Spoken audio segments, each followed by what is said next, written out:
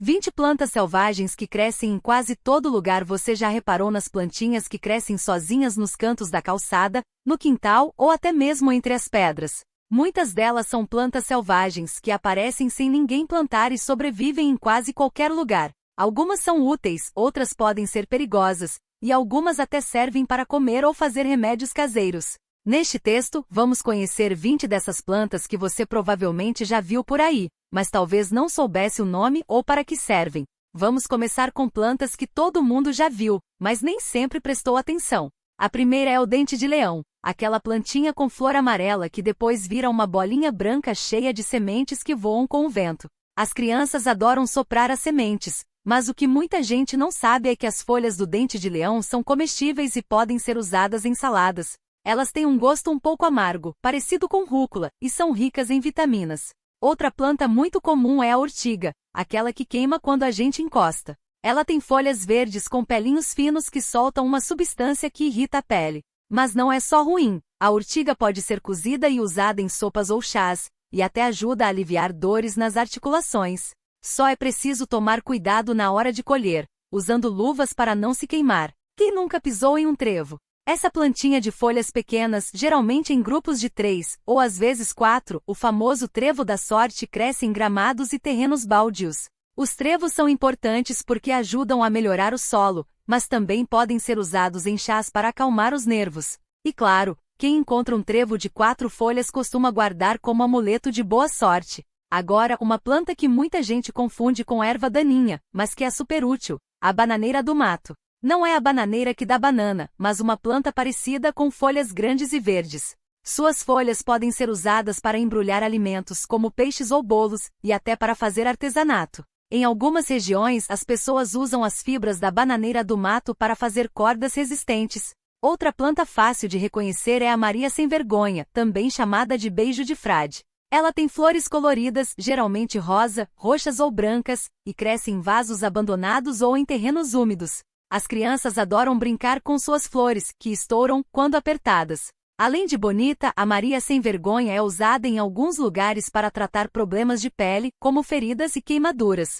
Você já viu aquela planta com folhas compridas e espinhosas que cresce em beiras de estrada? É a carqueja, uma planta muito usada em chás para problemas de estômago e fígado. Ela tem um gosto amargo, mas muita gente toma porque ajuda na digestão. A carqueja também é conhecida por ajudar a controlar o açúcar no sangue, sendo útil para quem tem diabetes.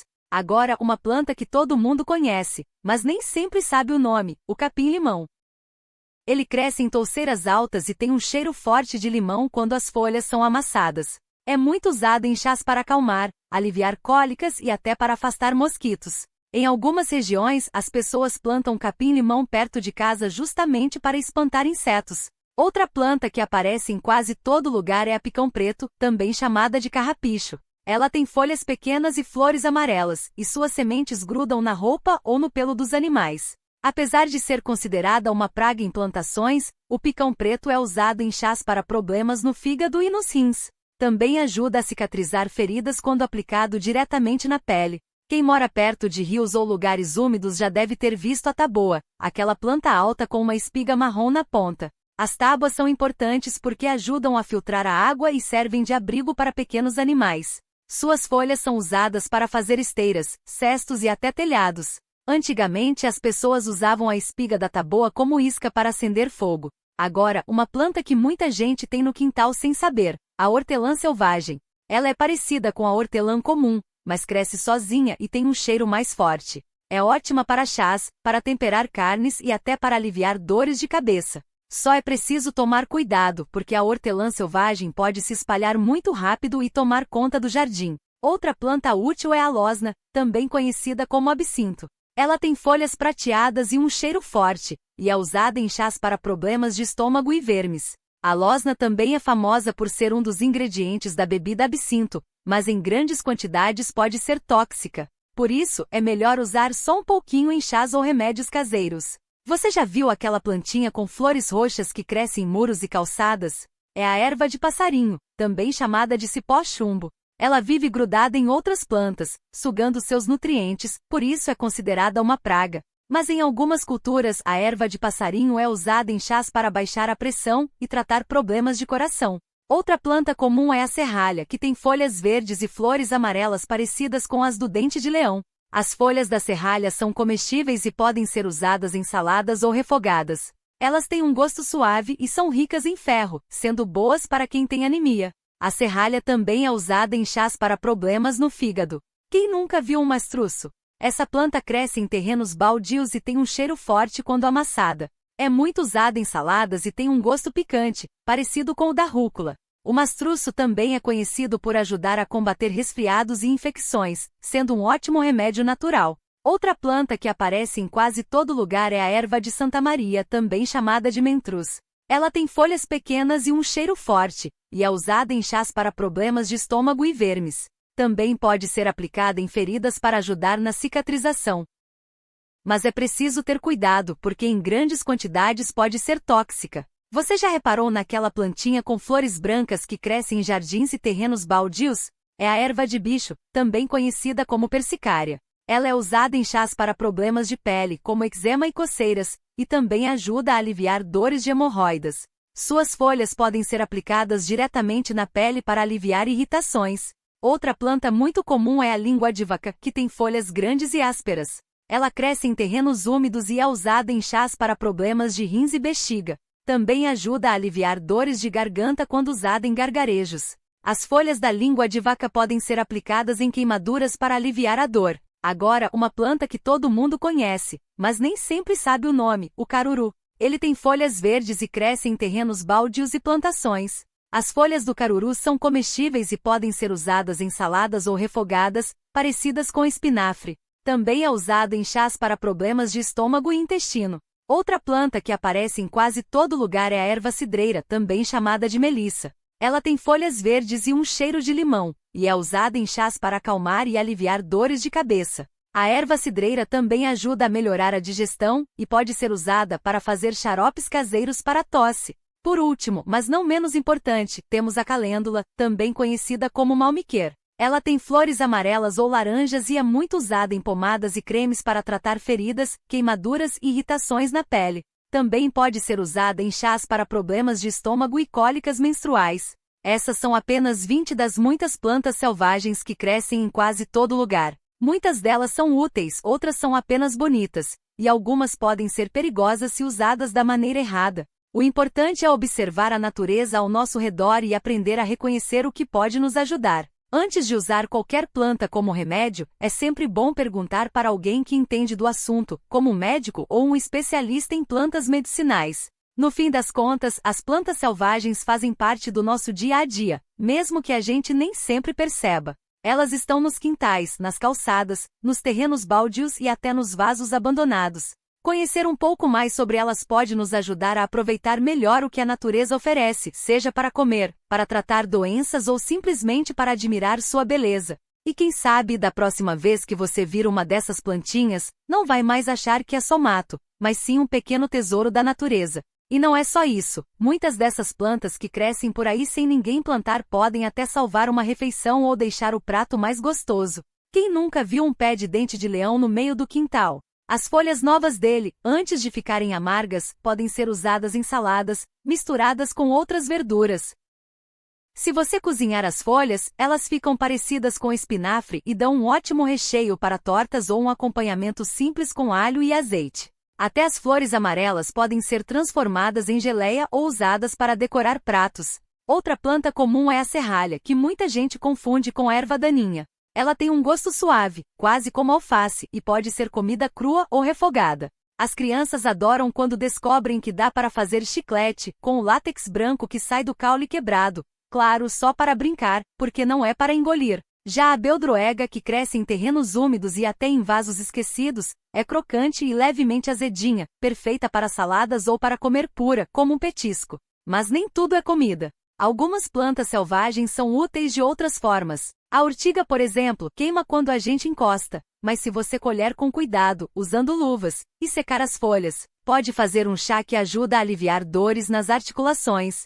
Já a babosa, que muita gente tem em casa, é ótima para queimaduras e picadas de inseto. Basta cortar uma folha e passar o gel transparente na pele. O legal é que essas plantas não precisam de cuidados especiais. Elas crescem sozinhas, resistem ao sol forte, a falta de água e até ao pisoteio. Isso mostra como a natureza é esperta. Mesmo nos lugares mais improváveis, ela encontra um jeito de sobreviver e ainda nos oferecer algo útil. Às vezes, a gente só precisa prestar mais atenção.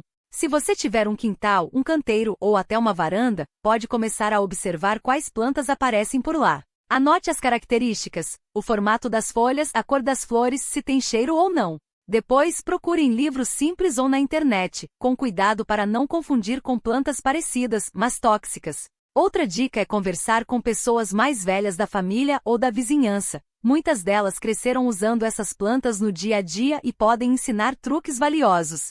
Claro, é sempre bom lembrar, nem toda planta que cresce por aí é segura. Algumas podem causar alergias, outras são venenosas e até mortais. Por isso, antes de experimentar qualquer coisa, tenha certeza do que está fazendo. Se tiver dúvida, não arrisque. O ideal é aprender aos poucos, começando pelas plantas mais conhecidas e fáceis de identificar, como a hortelã selvagem ou o boldo, que muita gente já usa para problemas de estômago. No fim, conhecer as plantas selvagens é como abrir uma porta para um mundo que sempre esteve ali, mas que a gente muitas vezes ignora. Elas nos lembram que a natureza não é só algo distante, em florestas ou parques, mas está bem pertinho de nós, esperando para ser descoberta. E quem sabe, ao aprender um pouco mais sobre elas, a gente não passa a cuidar melhor do que cresce ao nosso redor. Afinal, mesmo as plantinhas mais simples merecem respeito. E não precisa ir muito longe para encontrar essas plantas. Muitas delas crescem em terrenos baldios, beiras de estrada, quintais abandonados ou até nas frestas das calçadas. O dente-de-leão, por exemplo, é uma das mais comuns. Suas folhas podem ser usadas em saladas. Quando novas e tenras, suas flores viram geleia e até suas raízes, torradas, servem como um café alternativo. Outra planta fácil de achar é a serralha, que muita gente confunde com mato, mas que tem folhas cheias de nutrientes e um gosto levemente amargo, ótimo para refogar. O importante é observar com atenção. Uma dica simples é fotografar a planta e comparar com imagens de fontes confiáveis na internet ou em livros. Se possível, peça ajuda a alguém que já entende do assunto. Muitos agricultores, herboristas ou até vizinhos mais velhos conhecem bem essas plantas e podem ensinar o que é seguro. Também vale a pena começar com pequenas quantidades, mesmo das plantas que você tem certeza. Assim, se tiver alguma reação estranha, como coceira ou enjoo, já sabe que não deve consumir mais. Outra coisa legal é perceber como essas plantas se adaptam. A urtiga, por exemplo, gosta de solos ricos em nitrogênio, então costuma aparecer perto de currais ou onde os animais deixam seus dejetos.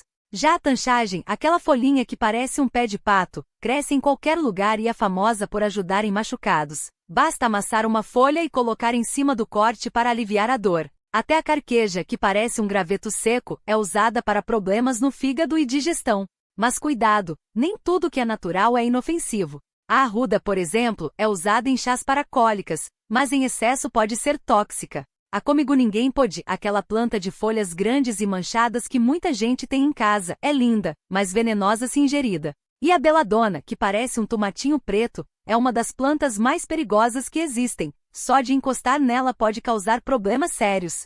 Por isso, o melhor jeito de aprender é com calma.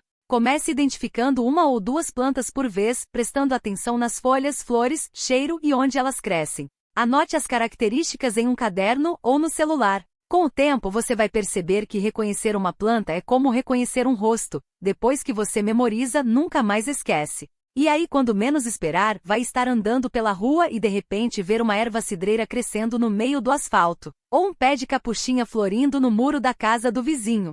Esse conhecimento não é só útil, mas também conecta a gente com o passado. Muitas dessas plantas eram usadas por nossos avós e bisavós, que não tinham farmácia na esquina e dependiam do que a terra oferecia. Hoje, com tanta tecnologia, a gente acabou esquecendo esse saber, mas ele ainda está aí, esperando para ser redescoberto. E o mais legal é que ao aprender sobre as plantas, a gente também aprende a olhar o mundo com mais cuidado.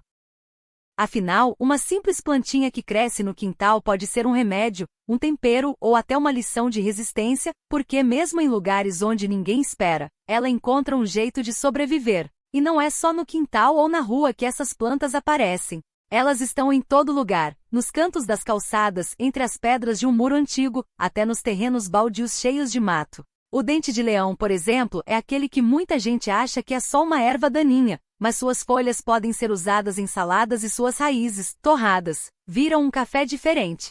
Já a urtiga, que queima quando a gente encosta, se for cozida, perde o veneno e vira um chá cheio de ferro, bom para quem está fraco. Outra planta comum é a beldroega, que cresce em qualquer fresta de calçada e parece um matinho rasteiro. Mas ela é rica em ômega 3, uma gordura boa que normalmente só encontramos em peixes. As pessoas antigas usavam ela em sopas e refogados, e hoje alguns chefes até colocam em pratos sofisticados. E o que dizer da tanchagem? Aquela folhinha comprida que aparece em qualquer gramado?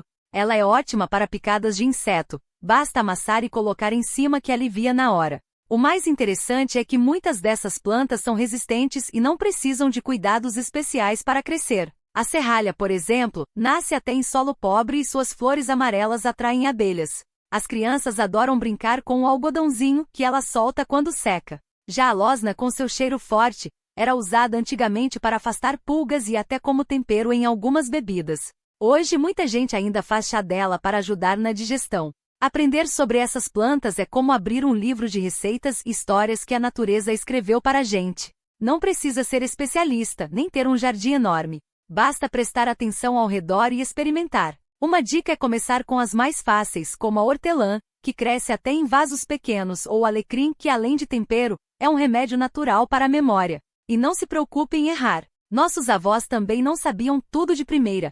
Eles foram aprendendo aos poucos, observando, testando e passando o conhecimento adiante. O importante é respeitar as plantas, colher só o que precisa e nunca usar nada que não tenha certeza do que é. Afinal, algumas podem ser parecidas, mas não são a mesma coisa.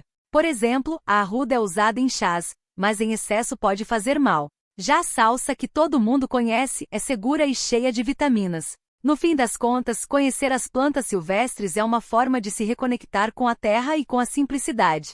É lembrar que mesmo na correria do dia a dia, a natureza está ali, oferecendo soluções práticas e gratuitas. E o melhor, quanto mais a gente aprende, mais percebe que não precisa de muito para viver bem. Um punhado de ervas, um pouco de curiosidade e a vontade de olhar o mundo com outros olhos. Porque no fundo, as plantas não estão só crescendo por aí. Elas estão esperando a gente prestar atenção.